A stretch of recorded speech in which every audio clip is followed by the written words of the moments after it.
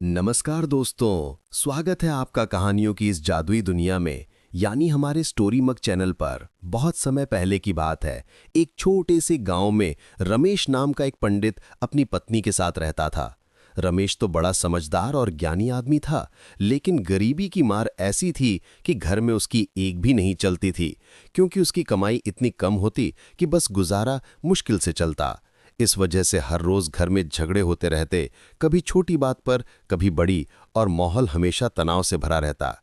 एक दिन तो हद हो गई जब पंडिताइन ने गुस्से में आकर कहा, ऐ जी, कान खोलकर सुन लीजिए, अगर आज आप कुछ कमाकर घर नहीं लाए तो खाने को सिर्फ हवा मिलेगी और पीने को पानी ही बचेगा। रमेश ने दुखी मन से जवाब दिया, जानता हूं भाग्यवान, अच्छा मैं चलता हूं। और बस वो घर से निकल पड़े, किसी अच्छे जजमान की तलाश में जहां से कुछ कमाई हो सके और घर की आग शांत हो। रास्ते में चलते चलते अचानक एक व्यक्ति ने आवाज लगाई, पंडित जी जरा रुकिए, आज मेरे पिता की 13वीं है, क्या आप मेरे घर चलकर भोजन करने की कृपा करेंगे? ये सुनकर रमेश की आंखें चमक उठीं, जैसे भाग्य ने अचानक मुस्कुरा दिया हो, और उन्होंने खुशी से कहा, क्यों नहीं, कृपा तो जरूर करूंगा भाई, ये तो हमारा खानदानी काम है। लेकिन खाना खिलाने के बाद तुम मुझे एक ब्राह्मण को दान दक्षिणा तो दोगे ना? दक्षिणा के बिना तुम्हारा काम अधूरा रह जाएगा। व्यक्ति ने झट से सहमति जताई। चलिए पंडित जी, आप कहते हैं तो वो भी दे दूंगा, लेकिन अब आप जल्दी से घर चलिए, क्योंकि सब लोग हमारा इंतजार कर रहे होंगे। बस एक ब्राह्मण की और कमी थी, सो आप मिल गए। रमेश उस व्यक्ति के साथ हो लिए और मन ही मन सोचने लगे कि आज का दिन वाकई शुभ है। मुझे भरपेट खाना मिलेगा, पत्नी के लिए भी कुछ भोजन सामग्री बांध कर ले आऊंगा, और ऊपर से दक्षिणा भी हाथ लगेगी, घर का माहौल सुधर जाएगा। व्यक्ति के घर पहुंचकर रमेश ने अन्य ब्राह्मणों और लोगों के साथ बड़े प्रेम से श्राद्ध का भोजन किया। हर निवाला जैसे गरीबी के दर्द को भुला रहा हो, और चारों तरफ की रौनक से मन प्रसन्न हो गया। भोजन खत्म होने पर रमेश ने मुस्कुराते हुए कहा, भाई, सुखी भोजन तो मैंने कर लिया, अब जरा घर के लिए दान में अन्न वस्त्र फल दे दो, और दक्षिणा में श्रद्धा के अनुसार जो दिल करे वही सौंप दो। लेकिन व्यक्ति का चेहरा उदास हो गया और उसने शर्मिंदगी से कहा, क्षमा करें पंडित जी, मैं वाकई बहुत शर्मिंदा हूं। दरअसल बात यह है कि पिताजी के श्राद्ध की व्यवस्था करने के लिए मैंने अपना मकान, बर्तन, भांडे, कपड़े, लत्ते सब कुछ बेच दिया है। तब जाकर कहीं मुश्किल से ये सारा इंतजाम हो पाया, और कल ही मुझे खरीदार को इस मकान के साथ साथ सारा बेचा हुआ सामान भी सौंपना है। इसीलिए अफसोस है कि दान में मैं आपको कुछ नहीं दे सकूंगा, लेकिन दक्षिणा के रूप में आप इस शीशा स्वीकार करें। व्यक्ति ने उदासी भरी आवाज में कहा, और रमेश के हाथ में एक पुराना चमकदार शीशा थमा दिया, जिसकी किनारियां समय की थकान से घिसी हुई लग रही थीं, लेकिन उसमें एक रहस्यमयी चमक थी जो आंखों को बांध लेती। पंडित जी, ये कोई मामूली शीशा नहीं है, हमारा खानदानी शीशा है।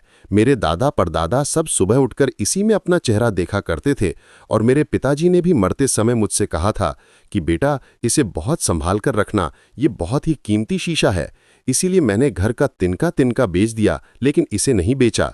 परंतु क्या करूं, मैंने आपको दक्षिणा देने का वादा किया था, इसीलिए इसे आपको दे रहा हूं। पंडित जी, सोच क्या रहे हैं? लीजिए लीजिए पंडिताइन, इसमें आपका सुंदर मुखड़ा देखेंगी तो खुशी से झूम उठेंगी। बेचारे रमेश मन ही मन मुरझा गए, जैसे सारी उम्मीदें चूर हो गई हों। लेकिन मजबूरी में वो शीशा ले लिए और घर की ओर चल पड़े, रास्ते भर सोचते हुए कि अब पत्नी को क्या जवाब दूंगा। घर का माहौल फिर से आग की तरह भड़क उठेगा। जब वो घर पहुंचे तो पंडिताइन ने दरवाजे पर ही पूछा, आज क्या कमा कर लाए हो जी? रमेश ने दुखी स्वर में जवाब दिया, कमा कर तो कुछ नहीं लाया, हाँ, तुम्हारे चेहरे देखने के लिए मैं ये शीशा जरूर लाया हूं। लो, इसे संभाल कर रख लो, बड़ा कीमती शीशा है। पंडिताइन ने गुस्से से शीशा छीन कर देखा और चिल्लाई, ऐ जी, मैं पूछती हूं, किसी कूड़ेदान से उठा लाए हो क्या तुम? ये तो बाबा आदम के जमाने का शीशा लगता है। भाग्यवान, ये मुझे एक यजमान ने दक्षिणा में दिया है, कहकर रमेश ने सारी बात बता दी, हर विवरण के साथ, जैसे घटना अभी अभी घटी हो। और सारी बात सुनकर पंडिताइन का गुस्सा 7वें आसमान पर चढ़ गया। आंखें लाल हो गईं और उसने शीशे को जोर से जमीन पर पटकते हुए कहा, ऐ जी, यदि उसने आपको मूर्ख बनाया था तो आपने उसे उसी के सिर पर क्यों नहीं दे मारा? इसे मेरे सिर पर मारने के लिए घर क्यों लाए हैं? सत्यानाश हो उस कलमुहे का। टूटे शीशे को देखकर रमेश ने दुख से कहा, भाग्यवान, ये तुमने क्या किया? लेकिन शीशे के चकनाचूर होते ही उसमें से धुआं निकलने लगा, घना और रहस्यमयी, जैसे कोई जादू जाग रहा हो, और तभी एक विशाल जिन्न उनके सामने खड़ा हो गया। उसकी आंखें चमकती हुई, शरीर धुंधला लेकिन ताकतवर, जिसे देखकर दोनों डर से कांप उठे और चिल्लाने लगे, अरे बाप रे बाप, भूत भूत, भागो भागो, वरना ये हमें मार डालेगा। लेकिन जिन ने नरम आवाज में कहा, अरे अरे ठहरो मेरे मेहमान, ये तुम दोनों मुझसे भयभीत होकर कहां भागे जा रहे हो? मुझसे डरने की कोई जरूरत नहीं है। मैं तुम्हें कोई नुकसान पहुंचाने वाला नहीं, बल्कि मैं तो तुम लोगों का एहसानमंद हूं जो तुमने मुझे शीशे की कैद से आजाद कराया। जिनकी बात सुनकर रमेश और उनकी पत्नी का डर कुछ कम हुआ, दिल की धड़कनें थोड़ी शांत हुई और रमेश ने हिम्मत जुटाकर पूछा, तो तुम कौन हो भाई? और शीशे के टूटते ही हमारे घर में धुआं बनकर कहां से आ गए हो? जिन ने मुस्कुराते हुए जवाब दिया, मैं जिन हूं। मुझे एक दुष्ट जादूगर ने सताने के लिए शीशे में कैद कर दिया था, लेकिन आज तुमने शीशे को तोड़कर मुझे आजाद कर दिया है। मैं तुम लोगों का ये उपकार कभी नहीं भूल पाऊंगा। मेरे लायक कोई सेवा हो तो कहो। सेवा की बात सुनकर रमेश और पंडिताइन के चेहरे प्रसन्नता से खेल उठे, जैसे अंधेरे में रोशनी आ गई हो।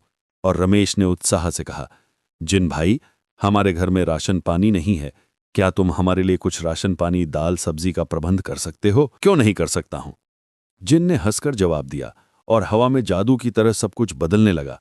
मैं तो हर काम कर सकता हूं, ठहरो, मैं तुम्हें अभी अपना चमत्कार दिखाता हूं। जिन ने उत्साह से कहा और हवा में अपना विशाल हाथ घुमाते हुए जादुई शब्द बोले, अनाज, घी, शक्कर, मिर्च, सब्जी, फल, कपड़े, बर्तन, भांडे, सब कुछ आ जाए। पलक झपकते ही घर की खाली दीवारें चमक उठीं, कोने कोने में बोरे भरे अनाज लहराने लगे, चमचमाते बर्तन चांदी की तरह चमके, रंग बिरंगे फल हवा में उड़ते हुए टोकरियों में समा गए और पूरा घर ऐसा भर गया मानो कोई राजमहल हो गया हो, जहां गरीबी की छाया भी नजर नहीं आ रही थी। ये देखकर रमेश और उनकी पत्नी की आंखें आश्चर्य से फैल गईं, मुंह खुला का खुला रह गया और रमेश ने हकलाते हुए कहा, जिन भाई, मेरी पत्नी को तो भूख लगी हुई है, क्या तुम तुरंत दाल रोटी का प्रबंध कर सकते हो?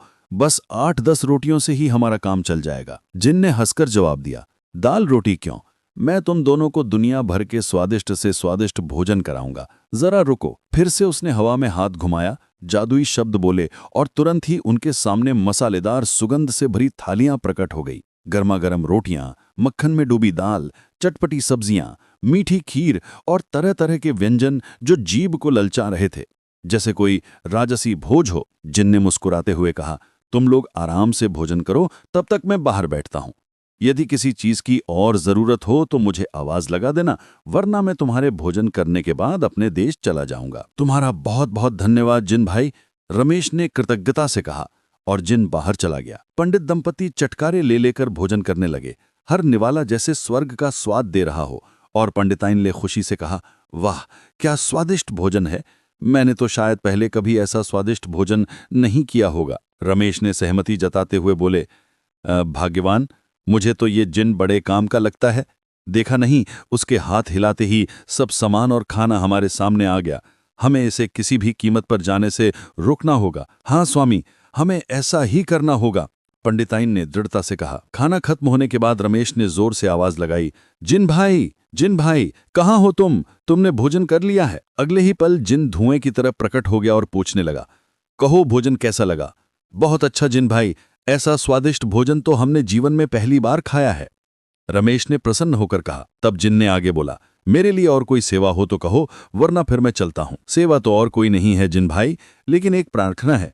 यदि तुम हमारे पास रुक जाओ तो हम पर तुम्हारा बहुत एहसान जीवन भर के लिए हो जाएगा। रमेश ने विनम्रता से अनुरोध किया। जिन ने थोड़ा सोचकर जवाब दिया, ये काम तो बड़ा ही मुश्किल है, रुकने के लिए मैं क्षमा चाहता हूं, कोई और सेवा हो तो कहो। जिन भाई, अभी तो तुम कह रहे थे कि तुम्हारे लिए कोई काम मुश्किल नहीं है, फिर हमारे पास ठहरने में तुम्हें क्या मुश्किल है? रमेश ने हैरानी से पूछा। तब जिन ने स्पष्ट करते हुए कहा, मुझे तो कोई मुश्किल नहीं, लेकिन मेरे रहने से तुम्हें जरूर मुश्किल हो जाएगी, क्योंकि मैं जहां रहता हूं वहां एक शर्त पर रहता हूं, और मैं इसी शर्त पर तुम्हारे पास रह सकता हूं कि तुम मुझे एक काम निपटाने के बाद तुरंत दूसरा काम दे दोगे, क्योंकि मैं एक क्षण भी खाली नहीं बैठना चाहता, हर समय काम में लगे रहना चाहता हूं। रमेश ने आत्मविश्वास से मुस्कुराते हुए कहा, अरे भाई, ये कौन सी मुश्किल बात है, हमारे पास तो इतना काम है कि तुम जीवन भर नहीं निपटा सकते हो, हमें तुम्हारी ये छोटी सी शर्त पूरी तरह मंजूर है। रमेश और उनकी पत्नी ने एक स्वर में कहा, आंखों में चमक और मन में लालच की हल्की सी लहर, जैसे गरीबी के लंबे अंधेरे के बाद सूरज उगाया हो। जिन ने गंभीर होकर चेतावनी दी, एक बार फिर सोच लो भाई, यदि तुम्हारे पास रहते हुए मैं एक क्षण के लिए भी खाली रहा तो मेरी खोपड़ी खराब हो जाएगी और मैं तुम दोनों को साबुत का साबुत निगल जाऊंगा। फिर थोड़ा नरम पड़ के बोला, हाँ, यदि मैं तुम्हारा कोई काम नहीं कर सका तो फिर ये तुम्हारी इच्छा पर निर्भर रहेगा कि तुम मुझे रखो या निकाल दो, इसीलिए अच्छी तरह सोच लो।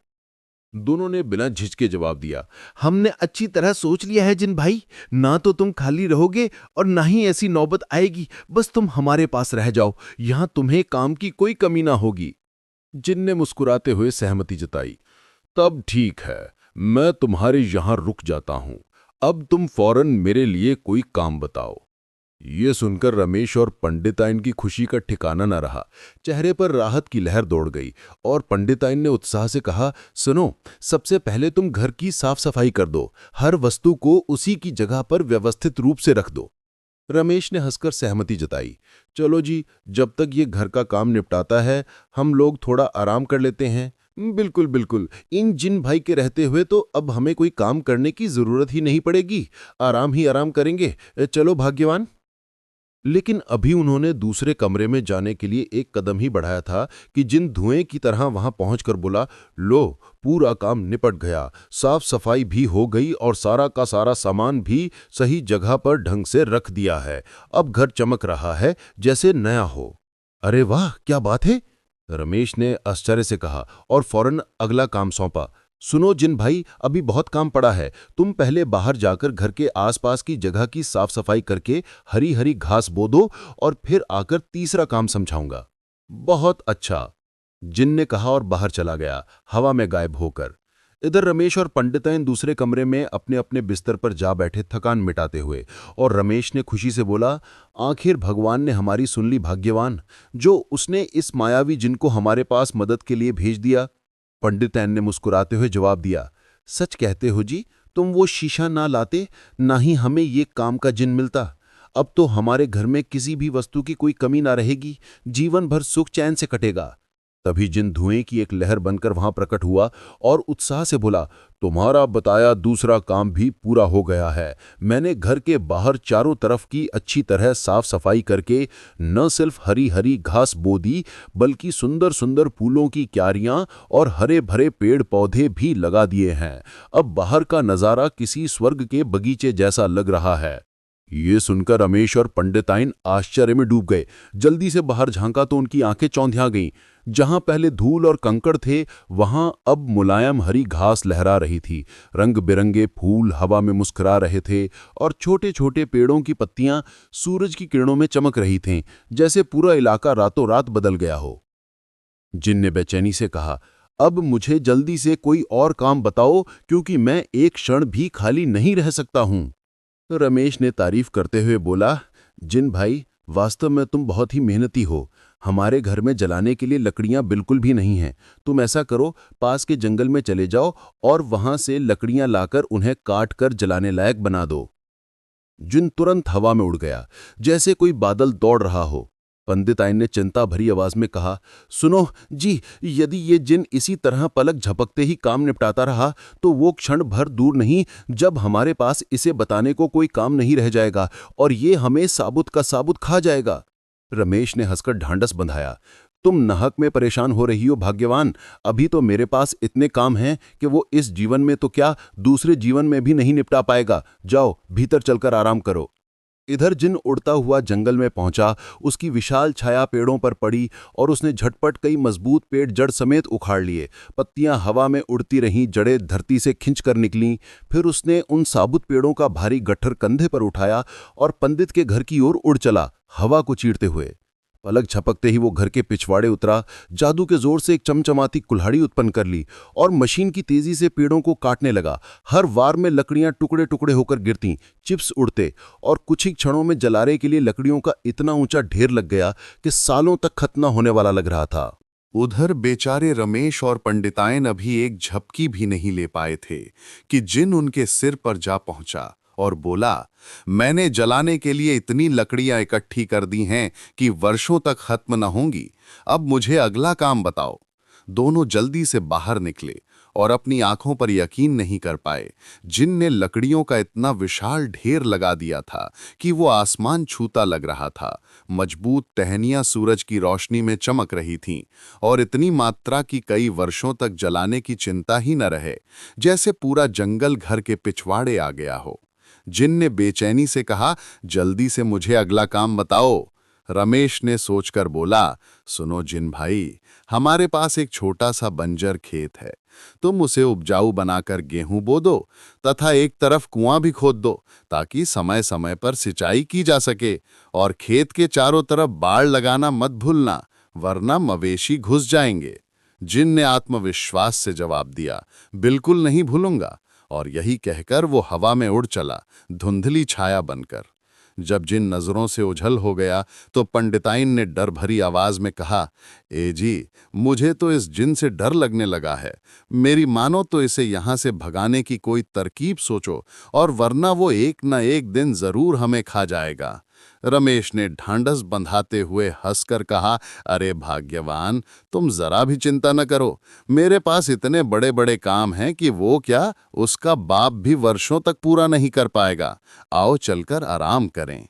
इधर जिन पंडित के खेत पर उतरा, उसकी विशाल छाया जमीन पर पड़ी और उसने हवा में हाथ घुमाया। तुरंत ही चमचमाता हल और मजबूत बैल उसके सामने प्रकट हो गए, जैसे जादू की दुनिया से निकले हों। जिन ने बड़ी तेजी से जमीन की जुताई शुरू कर दी। हल धरती को चीरता हुआ आगे बढ़ा, मिट्टी उछलती रही और थोड़ी ही देर में न सिर्फ पूरा खेत जोत दिया गया, बल्कि सुनहरे गेहूं के बीज भी बो दिए गए, जो मिट्टी में समाकर अंकुरित होने को तैयार लग रहे थे। खेत से बाहर निकलकर जिन ने एक स्थान पर जोर से जमीन पर अपना पैर पटका। धड़ाम की आवाज के साथ वहां कुएं जितना गहरा गड्ढा बन गया, दीवारें मजबूत हो गईं और कुछ ही देर में ठंडा मीठा पानी ऊपर उमड़ आया, जैसे कोई झरना फूट पड़ा हो। बेचारे रमेश और पंडिताइन अभी चैन की एक नींद भी नहीं ले पाए थे कि जिन फिर से उनके सिर पर हाजिर हो गया, धुएं की एक तेज लहर बनकर, और बोला, सेवक फिर सेवा के लिए हाजिर है। तुम्हारे कहे मुताबिक महल तैयार हो गया है, अब कोई और काम बताओ। ये सुनकर रमेश को अपने कान पर विश्वास ही नहीं हुआ। दिल की धड़कनें तेज हो गईं और वो अपनी पत्नी के साथ बाहर निकला। दूर पहाड़ियां गायब थीं, उनकी जगह एक चमचमाता आलीशान महल खड़ा था। सोने के गुंबद आसमान को छू रहे थे और चारों तरफ सपाट मैदान फैला था, जैसे जिन ने पहाड़ों को जादू से उड़ा दिया हो। पहाड़ों को काटना तो बहुत ही मुश्किल काम होता है, पत्थरों की चट्टानें जो सदियों से खड़ी थीं, लेकिन जिन ने इस कठिन कार्य को कुछ ही पलों में कर दिखाया, जैसे कोई खिलौना हो। जिन ने बेचैनी से कहा, अब तो तुम्हें विश्वास हो ही गया होगा, अब जल्दी से मुझे फिर से कोई काम बताओ, मैं एक पल भी खाली नहीं रह सकता हूं।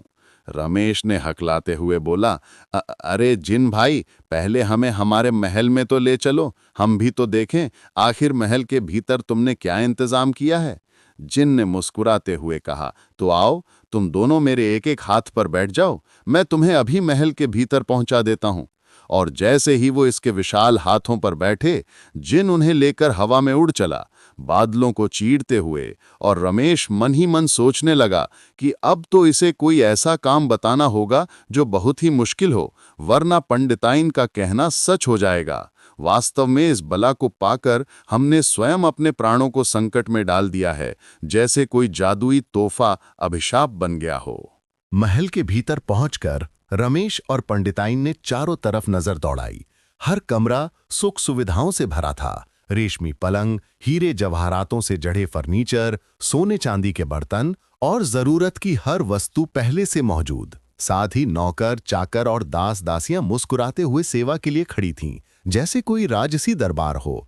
महल को देखकर दोनों की आंखें चमक उठीं। रमेश ने खुशी से कहा, वाह, मजा आ गया, अब मैं किसी राजा से कम नहीं हूं। और पंडिताइन ने उत्साह से जवाब दिया, मैं भी किसी रानी से कम नहीं हूं। तभी जिन की आवाज गूंजी, मुझे जल्दी से कोई काम बताओ, वरना मैं तुम्हें खा जाऊंगा। हाँ हाँ जिन भाई, अभी कोई काम बताते हैं, आप क्रोधित ना हो, रमेश ने जल्दी से कहा और फिर उसे एक काम बता दिया। मन में डर की लहर दौड़ती हुई। इसी तरह जिन हर काम को पल भर में पूरा करता रहा, जैसे कोई जादुई तूफान हो। रमेश उसे जितने भी मुश्किल से मुश्किल काम बताते, जैसे नदियां मोड़ना, जंगल साफ करना या दूर शहरों से सामान लाना, जिन उन्हें क्षण भर में निपटाकर वापस लौटाता। उसकी आंखें बेचैनी से चमकती हुईं और मुंह से सिर्फ एक ही बात, अगला काम। किसी तरह वो पहली रात बीती, अगला दिन गुजरा और दूसरी रात होने को आई। सूरज डूबने लगा, आकाश में तारे झिलमिलाने शुरू हो गए। अब जब रमेश और पंडिताइन को ये लगा कि अब उनके पास जिन को देने के लिए कोई काम नहीं बचा, तो उनके पसीने छूटने लगे, दिल की धड़कनें तेज हो गईं, चेहरे पीले पड़ गए, जैसे मौत सामने खड़ी हो। दोनों जिन से पीछा छुड़ाने का उपाय सोचने लगे। कमरे में इधर उधर टहलते हुए माथे पर बल पड़ गए। कुछ देर तक गहन सोच में डूबे रहने के बाद अचानक पंडिताइन के चेहरे पर मुस्कान खिलाई, आंखें चमक उठीं और वो प्रसन्नता से बोल उठी, आहा, मिल गया एक उपाय उस बला से छुटकारा पाने का। क्या सच? रमेश ने उत्साह से पूछा। उम्मीद की किरण जागी। हाँ जी, अब तुम देखना कि मैं कैसे उसे यहां से चलता करती हूं। भाग्यवान, जरा मुझे भी तो बताओ कि तुमने ऐसी क्या तरकीब सोची है। लेकिन इससे पहले कि पंडिताइन अपनी योजना बता पाती, जिन धुएं की एक तेज लहर बनकर वहां हाजिर हो गया। उसकी विशाल छाया कमरे में फैल गई और बोला, अब मुझे अगला काम बताओ। पंडिताइन ने हिम्मत जुटाकर चालाकी से मुस्कुराते हुए कहा, तुम तो जानते ही हो जिन भाई कि मेरे पति पंडित हैं और इन्हें अपनी पंडिताई के लिए सारे ग्रह, नक्षत्र और उपग्रहों का हिसाब किताब रखना पड़ता है। बिल्कुल, इसके बगैर तो इनका काम ही नहीं चल सकता। तो तुम सुनो जिन भाई, आज की रात आकाश में सारे नक्षत्र, ग्रह, उपग्रह के साथ साथ गण भी दिखाई देने वाले हैं। एक साधारण मनुष्य तो उन गणों का हिसाब किताब नहीं रख सकता, लेकिन क्योंकि तुम सब काम कर सकते हो, इसीलिए आज रात तुम ही उन सब का हिसाब किताब रखो। सुबह तुम्हें हमें ये बताना है कि रात में कितने तारे निकले, कितने ओझल हुए, कितने ग्रह, उपग्रह, नक्षत्र और गण दिखाई दिए। जिन ने बिना झिझके आत्मविश्वास से कहा, यह कौन सा मुश्किल काम है, तुम निश्चिंत होकर आराम करो, तुम्हारा ये काम भी सुबह तक हो जाएगा। अच्छा, अब मैं छत पर चलता हूं ताकि अभी से आकाश पर निगाह रख सकूं। जिन के वहां से जाने के बाद कमरे में शांति छा गई और रमेश ने राहत की सांस लेते हुए कहा, वाह पंडिताइन, तुमने तो बातों में कमाल कर दिया। कम से कम रात भर तक के लिए तो इससे छुटकारा मिल ही गया। पंडिताइन ने चालाक मुस्कान के साथ जवाब दिया, स्वामी, रात भर के लिए ही नहीं, तुम देखना कल सुबह हमें इससे हमेशा हमेशा के लिए ही छुटकारा मिल जाएगा, क्योंकि आकाश के तारे गिनना असंभव है। इसके बाद दोनों पति पत्नी चैन की गहरी नींद सो गए, जैसे लंबे समय बाद कोई बोझ उतर गया हो और रात की ठंडी हवा खिड़कियों से झांक रही थी। उधर जिन महल की ऊंची छत पर जाकर लेट गया, उसकी विशाल देह आकाश की ओर मुंह करके और आंखें आसमान पर टिकाकर नजर रखने लगा, जैसे कोई पहरेदार हो। रात अभी ज्यादा नहीं बीती थी, इसीलिए पहले तो कुछ तारे दूर दूर झिलमिला रहे थे, हल्की चांदी की तरह चमकते। लेकिन जैसे जैसे रात गहरी होती गई, आकाश तारों से भर गया। चांद की चांदी सी रोशनी में नक्षत्रों की माला सज गई, ग्रह चमकते हुए घूमते दिखे, उपग्रहों की झलक मिली और पूरा आसमान एक अनंत समुद्र सा लगने लगा, जहां हर तरफ चमकती बिंदियां लहरा रही थीं। बेचारे जिन ने काफी रात गए तक आकाश में निकले तारों, चांद, ग्रहों और उपग्रहों की निगरानी करके गिनती करने की कोशिश की। 1, 2, 3, लेकिन हर बार उसकी गिनती गड़बड़ा जाती। कोई तारा टिमटिमाकर गायब हो जाता, कोई नया झलकता और वो हताश होकर फिर से शुरू से गिनना शुरू करता, माथा पकड़कर। वो जिन था तो क्या हुआ भला? तारों को गिनना कोई आसान काम नहीं था। अनंत आकाश की ये पहेली उसे उलझाए रखती। गिनती करते करते उसकी आंखें भारी हो गईं, सिर घूमने लगा और रात के तीसरे पहर में उसके तेज खर्राटे चारों ओर गूंजने लगे, जैसे कोई पहाड़ सो रहा हो और महल की छत हिलती महसूस होती। अगले दिन सुबह होने पर जब सूरज की पहली किरणें महल पर पड़ी, पंडित और पंडिताइन ने जिन को जगाते हुए कहा, जिन भाई उठो, देखो सूरज निकल आया है, पक्षी चहचहा रहे हैं। जिन ने झटके से आंखें खोलीं, हैरानी से चारों तरफ देखा और बोला, क्या मैं सो गया था? ये कैसी अनहोनी हो गई? रमेश ने मुस्कुराते हुए पूछा, जिन भाई, अनहोनी की बात तो छोड़ो और ये बताओ कि क्या तुमने तारों व अन्य ग्रहों का हिसाब किताब रखा? जरा बताओ तो उनकी संख्या किस किस दिशा में कितनी थी? जिन ने शर्मिंदगी से सिर झुकाकर कहा, माफ करना, मैं तुम्हारा ये काम नहीं कर सका। मैंने कोशिश की तो बहुत, लेकिन हर बार गड़बड़ हो गया, फिर पता नहीं कब मेरी आंखें लग गईं।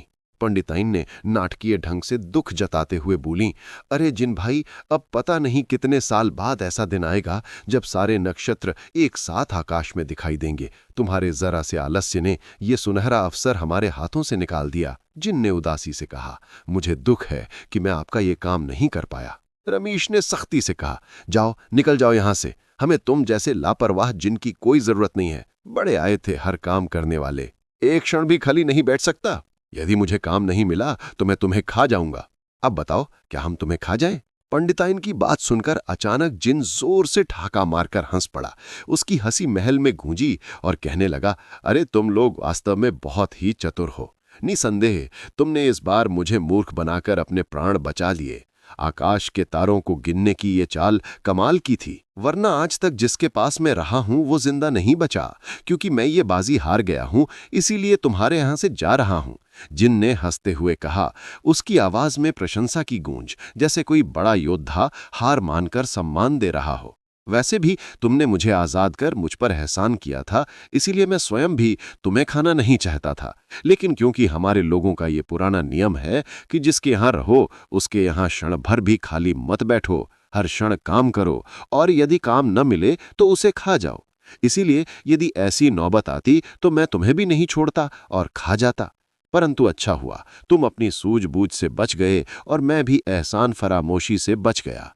क्योंकि मैं तुमसे शर्त हार गया हूं, इसीलिए मैंने जो महल या धन दौलत तुम्हें दी है वो सब आज से तुम्हारा हुआ, कोई वापसी नहीं।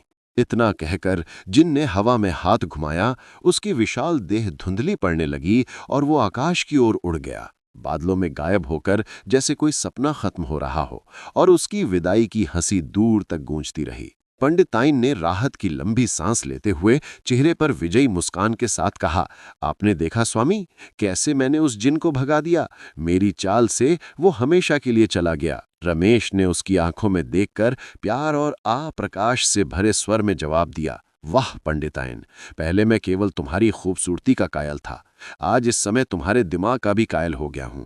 तुम्हारी बुद्धिमानी ने हमें मौत के मुंह से खींच लिया। उसके बाद दोनों पति पत्नी उस आलीशान महल में रहते हुए नौकर चाकरों की सेवा में, धन दौलत की चमक में आनंद पूर्वक अपना जीवन गुजारने लगे। गरीबी की छाया हमेशा के लिए दूर हो गई। हर दिन उत्सव सा बीतने लगा और गांव वाले उनकी किस्मत की मिसाल देने लगे। इस तरह पंडिताइन की चतुर बुद्धिमता से उन दोनों को उस जिन से छुटकारा भी मिल गया और काफी सारी धन दौलत भी मिल गई। जीवन एक परी कथा बन गया। तो दोस्तों, ये पुरानी लोक कथा की रोचक कहानी यहीं पर समाप्त होती है। ये कहानी आपको कैसी लगी, कमेंट बॉक्स में जरूर बताएं। धन्यवाद।